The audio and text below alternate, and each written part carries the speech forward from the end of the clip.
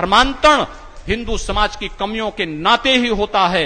अगर हिंदू समाज जागरूक हो जाए तो ये सारी की सारी समस्याएं अपने आप दूर होती हुई दिखाई देंगी। और हुआ है। जनसंख्या के जो वर्तमान आंकड़े आए हैं, आप उठा करके देखिए 2011 रिलीजियस डेमोग्राफी ऑफ इंडिया, उस ग्रंथ को उठा करके देखिए।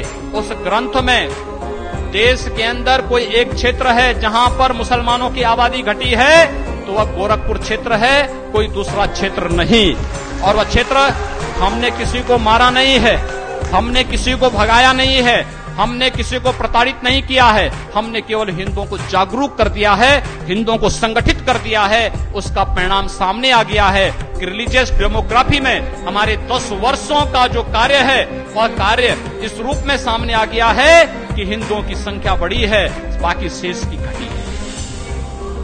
जहां पर जागरूकता नहीं वहां पर आपकी संख्या घटी है। आप अपमानित भी हुए हैं, कहीं धर्मांतरण के नाम पर, कहीं किसी के नाम पर। आपने देखा होगा यहां पर मुरादाबाद में हुआ था, रामपुर में भी हुआ था।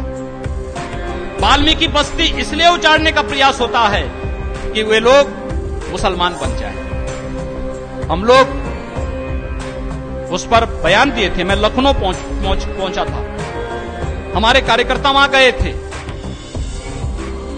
आंदोलन हुआ बाद में। क्या किसी की हिम्मत है कि पूर्वी उत्तर प्रदेश में इस प्रकार का कोई दुस्साहस कर दे? नहीं कर सकता। अगर हुआ है इसलिए क्योंकि वहां पर आप या तो अल्पसंख्यक हैं या संगठित नहीं है। हम छोटी छोटी बातों के को लेकर के अपना विरोध दर्ज करने लगते हैं। एक विराटता लाइए, व्यापकता लाइए, अनुशासन में रहना सीखिए, एक अनुशासन की परिधि तय कर लीजिए, अपने से बड़ों का सम्मान करना सीख लीजिए, तो छोटा अपने आप आपको सम्मान देना प्रारंभ कर देगा।